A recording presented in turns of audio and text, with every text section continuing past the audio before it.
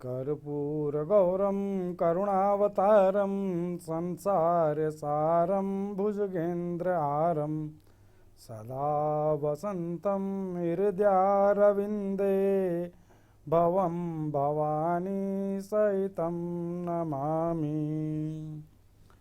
नमस्कार दर्शकों, मैं आचार्य गिरीश गोस्वामी सुख सागर लाइव कार्यक्रम में आज से फिर आपका स्वागत करता हूं। जो दुनिया में धनवान लोग हैं वो इतने धनवान क्यों हैं कि उनकी कुंडली में ऐसा क्या है, और जो गरीब हैं, बेहद गरीब हैं, तो उन्हें वो क्यों नहीं प्राप्त हुआ, उनकी कुंडली में ग्रह योग ऐसा क्यों है।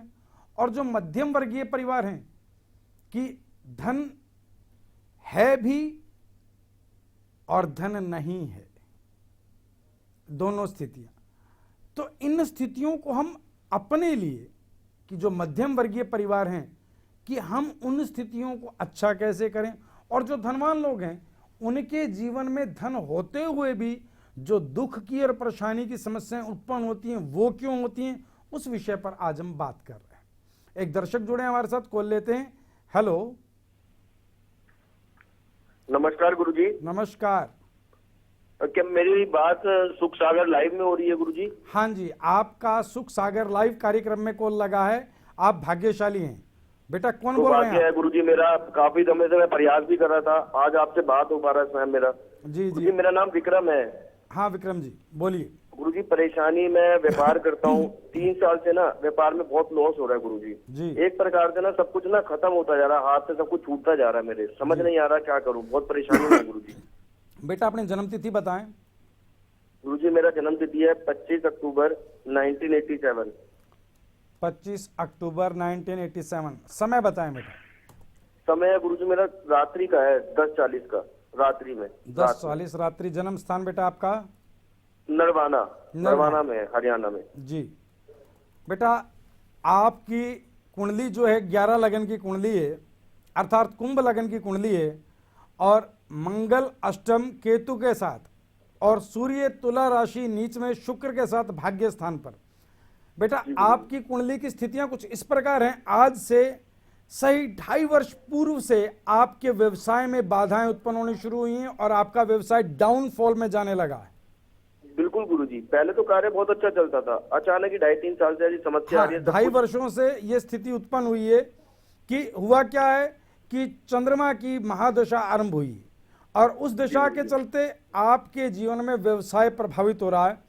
अब आपको मैं कार्य बताता हूं कि आज आप उन कार्यों को नोट कर लीजिएगा, जीवन में आपके लिए भी और सभी के लिए भी धन के कार्यों में बाधाएं समाप्त होंगी ही होंगी। पहला तो ये कि आपकी कुंडली में शुक्र नीच राशि में भाग्य स्थान पर, तो आप सदैव अपनी पत्नी को प्रसन्न रखें, किसी भी तरह रखें, चाहे पत्नी पृथ्वी पर आपके लिए शुक्र ग्रह साक्षात है, समझ लीजिए इस बात को। आप जब भी घर से निकलें तो आपकी पत्नी प्रसन्न हो, पहली बात, और दूसरा हो सके तो अपनी पत्नी के हाथों से तिलक लगवा करके घर से जाएं। ठीक है? ठीक है गुरु। और ये कार्य आपके लिए और सभी के लिए अनिवार्य है। दूसरा, आपको करना क्या है कि शुक्र मंत्र का जाप करना है। मंत्र क्या है? ओम द्राम द्रीम द्रोम सह शुक्राय नमः। इस मंत्र का नित्य 108 बार सुबह और 108 बार सायंकाल में जाप करें। और तीसरी चीज, आपको एक मुखी रुद्राक्ष गले में धारण करना है। सोमवार के दिन गंगा जल कच्चे दूध से धो करके लाल धागे में गले में धारण कर लीजिएगा। ठीक है? ठीक है। और जो आपका व्यवसाय स्थल है, जहां आप काम करते हैं, उस व्यवसाय स्थल पर श्री यंत्र की स्थापना कीजिएगा शुक्रवार के दिन। ठीक है। और नित्य प्रति उसका जल का छींटा दें, ज्योत जलाएं, और उस श्री यंत्र के आगे लक्ष्मी मंत्र का जाप करें। महालक्ष्मी नमस्तुभ्यम नमस्तुभ्यम सुरेश्वरी हरि प्रिय नमस्तुभ्यम नमस्तुभ्यम दयानिधे।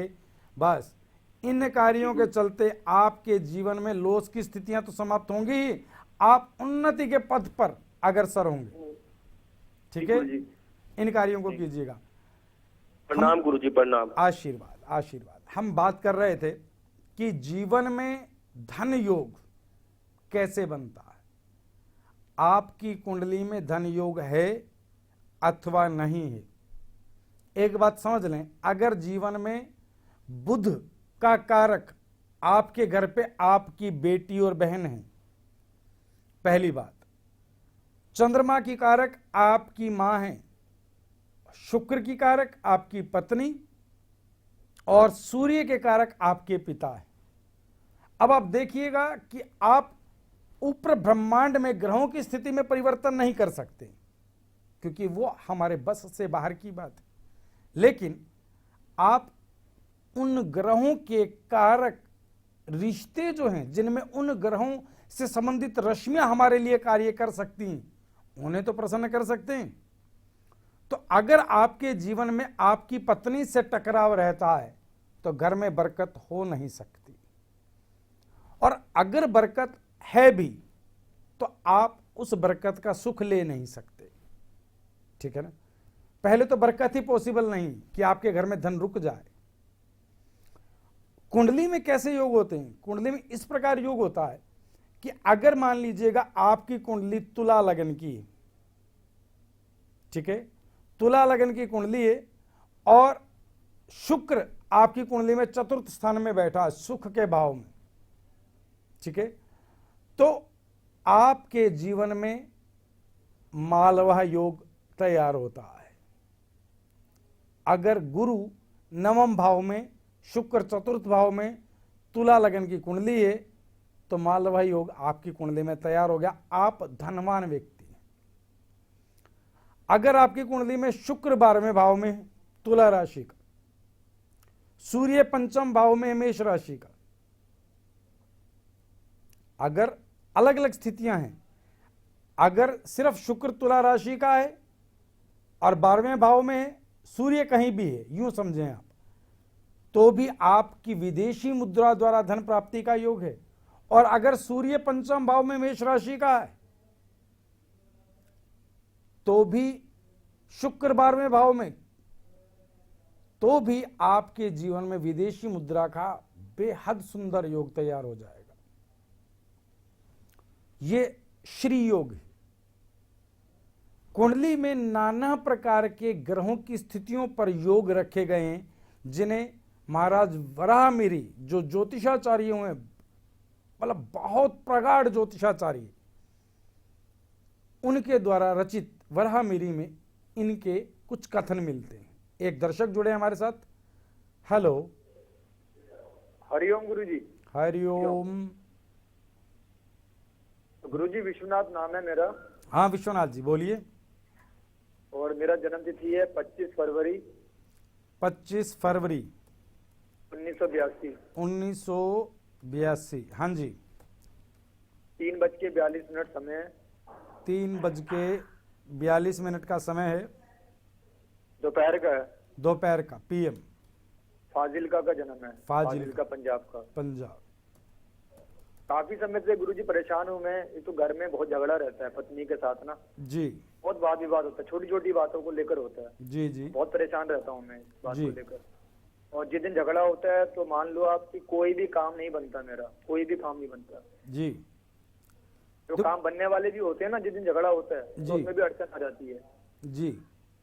बेटा एक बात समझ लो, कुछ उपाय बता दो गुरुजी। जी बेटा बिल्कुल। आपका यहाँ सुख सागर लाइव कार्यक्रम में कॉल लगा तो आप वैसे ही भाग्यशाली, ठीक है। जी जी। काफी समय से प्रयास भी कर रहा था, आज लग गया। हाँ महादेवी तो आपका भाग्य उदय का तो समय आ ही गया है।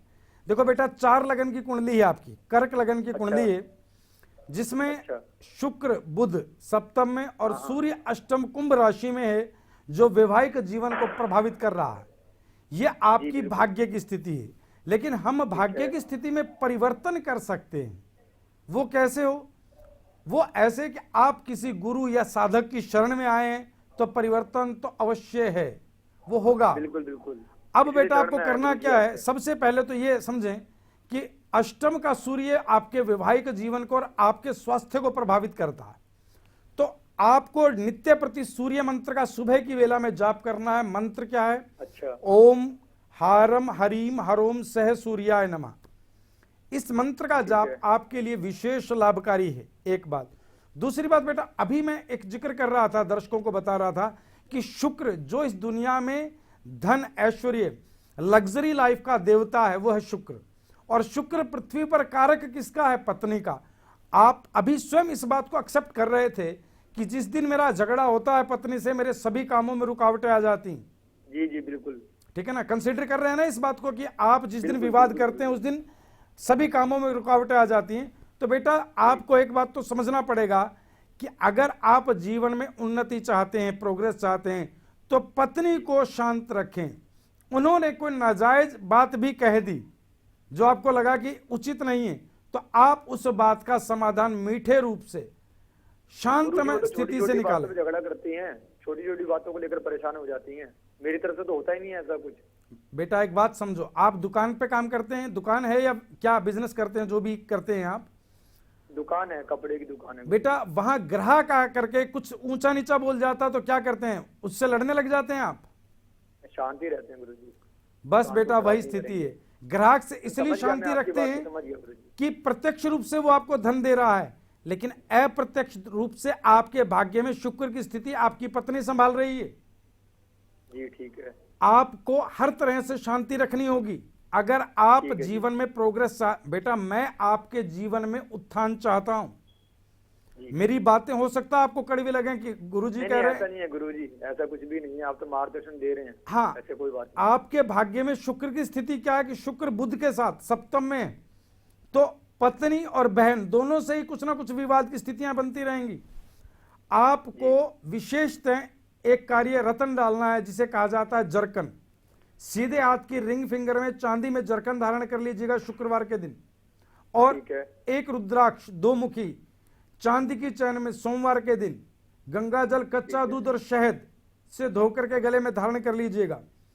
तीसरा, आपको गाय की सेवा करनी है, सफेद गाय की।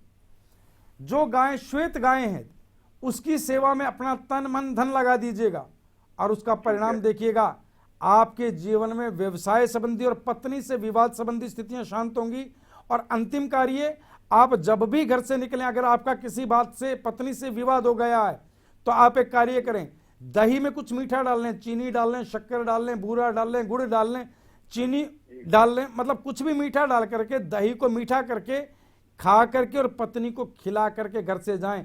एक भी काम, एक भी स्थिति गलत नहीं होगी, ये मेरा विश्वास है, और आपके भाग्य की स्थिति अनुकूल होती चली जाएगी। इन कार्यों को कीजिएगा।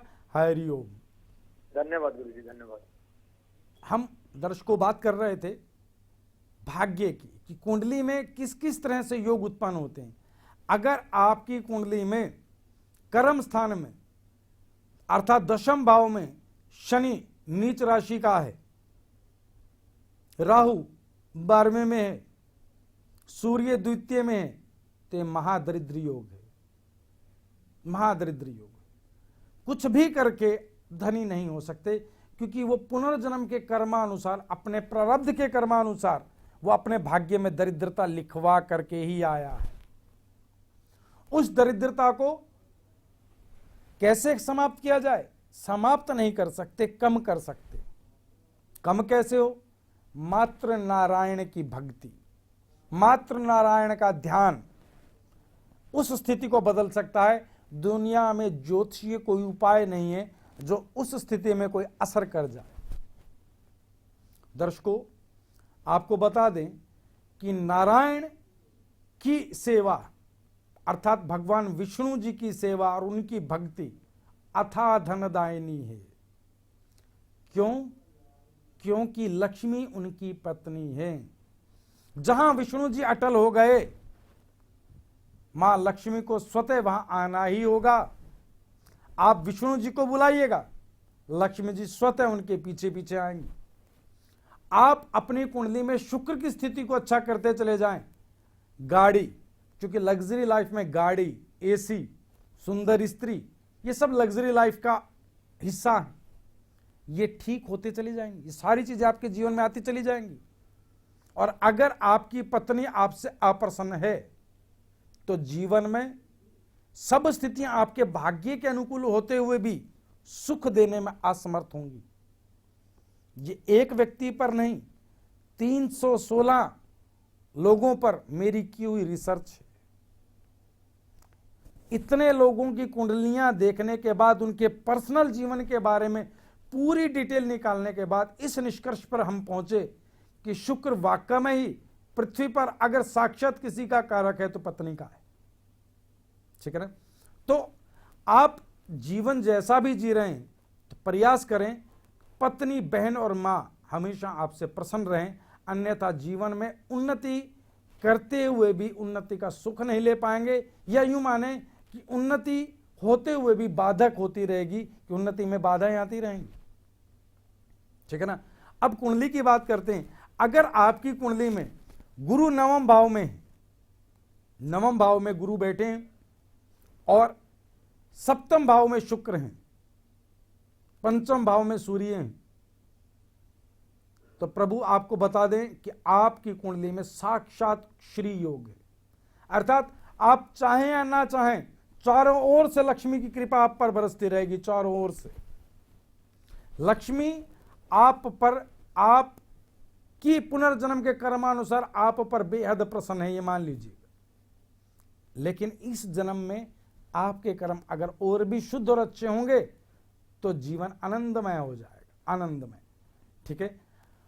अगली स्थिति क्या है कि आपकी कुंडली में सिंह राशि में केतु लगन में, सिंह राशि अर्थात 5 अंक से केतु लगन में है, और केतु अगर लगन में है तो द्वितीय भाव में छठी राशि कन्या राशि वहां शुक्र है। ठीक है? और तृतीय भाव में सप्तम राशि अर्थात तुला राशि वहां सूर्य है। तो ये भी महादरिद्र योग है, महादरिद्र योग है। इसे कील योग भी कह सकते हैं, कठौती योग भी कह सकते हैं। इस योग के चलते आप जो भी आमदनी प्राप्त करेंगे, सबसे पहले तो आमदनी प्राप्ति का रास्ता ही झूठ से शुरू हुआ कि आप दिन रात झूठ बोलेंगे, गलत सोचेंगे, आपकी विचारधारा गलत रहेगी और कर्म हीन नीच कर्म रहेगा कोई भी, जिससे आपकी आमदनी होगी, पहली बात। द्वितीय, उस आमदनी का बहुत बड़ा हिस्सा आपका बेफजूल में खर्च हो जाएगा, बेफजूल में खर्च हो जाएगा, और जो बचेगा वो आपके रोगों पर चला जाएगा। अगर ऐसी स्थिति हो तो क्या करना चाहिए? ऐसी स्थिति अगर बनती है तो सबसे पहले नित्य प्रति शुक्र मंत्र का जाप, ओम द्राम द्रीम द्रोम सह शुक्राय नमः 108 बार डेली करें, और केतु मंत्र का जाप सुबह ओम केम केतु नमः, और रुद्राभिषेक हर सोमवार भगवान शिवलिंग पर जाकर के रुद्राभिषेक करें। रुद्राभिषेक के लिए अगर रुद्री मंत्र आए, कठिन संस्कृत में है तो अति उत्तम है। अन्यथा दूसरा, रामायण के उत्तरकांड में भगवान शिव की स्तुति है, नमामि शमीशान निर्वाण रूपम विभुम व्यापकम ब्रह्म वेद स्वरूपम। इस स्तुति करते हुए आप शिव पर जल चढ़ाते हैं तो भी आपके जीवन में आ रही धन संबंधी बाधाओं का नाश अवश्य होगा। हम जीवन में अज्ञान के कारण, ज्ञान ना होने की स्थिति में कुछ ऐसे कदम उठा जाते हैं, जैसे ब्राह्मण दोष में अगर आपके किसी कार्य से कोई ब्राह्मण आपसे अप्रसन्न होता है या आपको लगता है कि मन से उसने श्राप दिया है, तो आप उसी दिन समझ लें कि आपके अच्छे कर्मों में कमी आ गई। ये सच है। ब्राह्मण कौन है? ब्राह्मण दरअसल ब्रह्मा के पुत्र हैं, ब्रह्मा के वंशज हैं। देवता प्रसन्न कैसे होते हैं? अगर आप गोग्रास करते हैं अर्थात गाय को कुछ देते हैं तो देवता गाय के मुख से पान करते हैं, खाते हैं, ग्रहण करते हैं। देवताओं की प्रसन्नता के लिए आप गाय को ग्रास दें, और ब्रह्मा की, ईश्वर की प्रसन्नता के लिए आप ब्राह्मण को प्रसन्न करें। ब्राह्मण किसी का कभी कुछ रखते नहीं, कई गुना होकर के लौटाते हैं, ये हमने देखा है और दिया भी, क्योंकि मैं स्वयं एक ब्राह्मण हूं, नाथ संप्रदाय से हूं, साधक हूं। ब्राह्मण किसी का रखते नहीं। अगर आपने कोई भी दक्षिणा ब्राह्मण को दी है, वो अनंत गुना होकर के इस जन्म में और अगले जन्म में आपको मिलती रहेगी। एक दर्शक जुड़े हमारे साथ, कॉल लेते हैं। हेलो प्रणाम गुरुजी। आशीर्वाद। गुरुजी राधिका बात कर रहे हैं। हाँ राधिका जी बोलिए। आपका बहुत समय से कॉल लगा रही थी दोबारा। अपने बच्चे के लिए उपाय मंगवाए थे मैंने आपसे। हाँ जी। तो आपको बहुत बहुत धन्यवाद गुरुजी। 1-1.5 महीना हो गया, बहुत बहुत आराम है बच्चे को। पहले तो बहुत जिद्दी, सुनना नहीं और पढ़ता लिखना नहीं था, बिल्कुल ध्यान नहीं था जी। और अब काफी हद तक आप यूँ समझ लीजिए 70% तक फर्क है उसके अंदर। वाह वाह बेटा, मतलब पहले बेटा आपका जिद्दी था, क्रोधी था, अब उसके क्रोध और जिद में कितना फर्क आया है? बहुत आचार्य जी, मतलब कि मैं आप लगा लो कि 70% के करीब उसको बहुत ही पहले से ज्यादा शांत हो गया है। अब ज्यादा उछल कूद नहीं, पढ़ाई में भी ध्यान देता है। पहले हमसे बदतमीजी से बात करता था, उसमें भी बहुत आराम है उसको। वाह बेटा वाह। जी, तो उसके लिए तो आपका बहुत बहुत धन्यवाद। पर आज जो मैंने संपर्क किया है आपको, मुझे अब बच्चे की तो हो रही है, आगे समय के साथ और भी मैं सोचती हूँ कि अच्छा हो जाएगा जी। पर मेरा खुद का भी स्वास्थ्य ठीक नहीं चल रहा है, तो थोड़ा कुछ मेरे लिए भी अगर हो सके तो आप। हाँ बेटा, आप अपनी जन्म तिथि बताएं। जन्म तिथि तो याद नहीं है आचार्य जी। कोई बात नहीं बेटा, आप अपने पिता का नाम बताएं। राधेश्याम। राधेश्याम। आपकी माता जी का नाम बताएं। सुमित्रा देवी। सुमित्रा देवी। बेटा अपना जन्म स्थान बताएं। जन्म स्थान है मेरा बेंगलोर में जन्म हुआ था। जी। आप बेटा 3 बार जय महाकाल बोल करके लाइन पे बने रहना। जी बिल्कुल। जय महाकाल, जय महाकाल, जय महाकाल।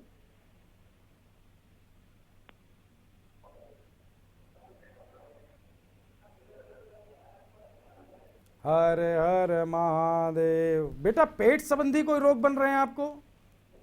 बिल्कुल, मुझे मतलब गैस्ट्रिक पेन वगैरह बहुत रहता है मुझे। हाँ, आपको पेट से संबंधित रोगों ने बहुत पीड़ित किया हुआ। आप डॉक्टरों के चक्कर काट काट करके परेशान है, आराम नहीं हो रहा है। ठीक है, उसी की वजह से आचार्य जी, मतलब पेट से की वजह से ना और बहुत बीमारियां लगती जा रही है, बढ़ती जा रही है। आपकी आई साइड अभी कमजोर हुई है। 2-3 महीने पहले आपको शायद स्पेक्स लगा है। जी जी जी बिल्कुल, हल्का सा नंबर लगा है बट अभी लगा। हाँ अभी लगा है, ठीक है बेटा। आप एक तो नित्य प्रति सूर्य को जल देना आरंभ कर दें, उसमें थोड़ी सी रोली डाल करके अर्थात सिंदूर डाल करके, जिससे कि उस जल का जो रंग है वो लाल हो जाए। और प्रातः की वेला में, ठीक है, जब सूर्य लालिमा में हो उस समय जल दें। एक कार्य। द्वितीय कार्य आपको क्या करना है? आपको बेटा एक रतन धारण करना है, जिसे कहा जाता है पुखराज। पुखराज सीधे हाथ की पहली उंगली में गुरुवार के दिन स्वर्ण में अगर धारण कर पाई तो और भी आपके लिए लाभप्रद रहेगा। तो वो रतन आप भिजवा दीजिएगा आचार्य जी। जरूर बेटा जरूर। और आपको एक कार्य करना है कि बेलगिरी का एक वृक्ष होता है जिस पर बेलगिरी फल लगता है। अच्छा। उस वृक्ष के पेड़ की जड़ कितनी? 1 इंच की जड़ हो और उसे सफेद कपड़े में बांध करके अपने पेट पर नाभि के आगे बांध लें, जैसे बच्चे को तगड़ी बांधते हैं कमर में, उस तरह से बांध लीजिएगा सफेद कपड़े में। सोमवार के दिन बेलगिरी की जड़ को, आपके पेट संबंधी सभी रोग धीरे धीरे शांत होते चले जाएंगे। ठीक है। और एक मंत्र जाप बता रहा हूं, इस मंत्र का नित्य आपको जाप करना है। ओम केम केतु नमः 108 बार। इन कार्यों के चलते बेटा आपके स्वास्थ्य में शीघ्र अतिशीघ्र लाभ होगा। डॉक्टरों के पास भागने की आवश्यकता नहीं है। इन उपायों को करते ही आपको आराम मिलेगा। ठीक है। हरिओम। हम बात कर रहे थे दर्शकों धन योग की। कुंडली में धन योग के नाना प्रकार के योग होते हैं। एक आम की चलायन योग कहा जाता है उसे, कि चलायन योग में क्या, जो मध्यम वर्गीय परिवार हैं, कि आप हैंड टू माउथ तो होंगे नहीं कि आपको हाथ फैलाना पड़े, और इतने अमीर होंगे नहीं कि सब काम स्वतः होते चले जाएं। हर कार्य संघर्ष से आपको करना होगा। अगर आपकी मिथुन लगन की कुंडली है और शनि आपके कर्म स्थान में है, सूर्य पंचम में है, तो स्थिति क्या होगी? राजयोग तो है आपकी कुंडली में, आप सरकारी नौकरी में रहेंगे, लेकिन आपके जीवन में सभी कार्य देरी से होंगे। पहली बात, विवाह देरी से, एजुकेशन कंप्लीट देरी से, जॉब देरी से, संतान देरी से, लाइफ की प्रोग्रेस 42वें वर्ष की आयु में जाकर के होगी, कि उन्नति, धन संबंधी, नाम पद संबंधी उन्नति 42वें वर्ष में होगी। यह योग क्या है? इस योग में परमात्मा ने दिया तो आपको सब कुछ, लेकिन आपको इतनी देरी से मिला कि उसका आपको आनंद नहीं मिला, है ना? तो अगर कुछ ऐसी स्थिति आपकी कुंडली में, आपके घर में, बच्चे की, भाई की, किसी की कुंडली में, तो आप क्या करें? बच्चा, वह जातक नित्य प्रति सूर्य मंत्र का जाप आरंभ कर दे 12 वर्ष की आयु से। ओम हारम हरिम रोम से सूर्य नमः, एक कार्य।